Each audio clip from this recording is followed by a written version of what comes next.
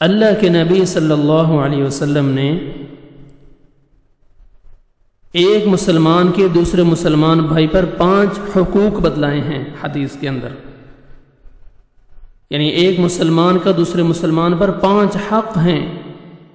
عن ابی ہریرہ رضی اللہ عنہ قال قال رسول اللہ صلی اللہ علیہ وسلم حق المسلم علی المسلم 5۔ حضرت ابو ہریرہ رسول اللہ صلی اللہ علیہ وسلم سے روایت کرتے ہیں کہ مسلمان کے مسلمان پر 5 حق ہیں۔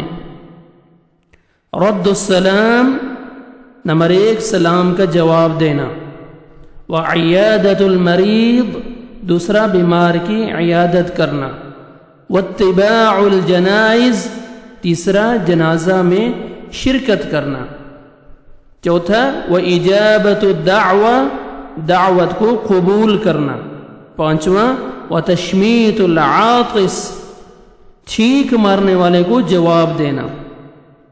یہ 5 حقوق اللہ کے رسول صلی اللہ علیہ وسلم نے کہا کہ ایک مسلمان بھائی کا دوسرے مسلمان بھائی پر حق ہے، حقوق ہیں یہ 5 اس کے۔ جب وہ سلام کرے تو اس کے سلام کا احسن طریقے سے جواب دیں، دوسرا جب بیمار ہو جائے تو اس کی عیادت کریں، تیسرا جب فوت ہو جائے تو اس کے جنازہ میں شرکت کریں، چوتھا جب وہ دعوت دے تو اس کی دعوت کو قبول کریں، اور پانچواں جب اس کو چھینک آئے وہ الحمدللہ کہیں تو تم اس کو یرحمک اللہ کہو، اس کی چھینک کا جواب دو۔ متفق علیہ۔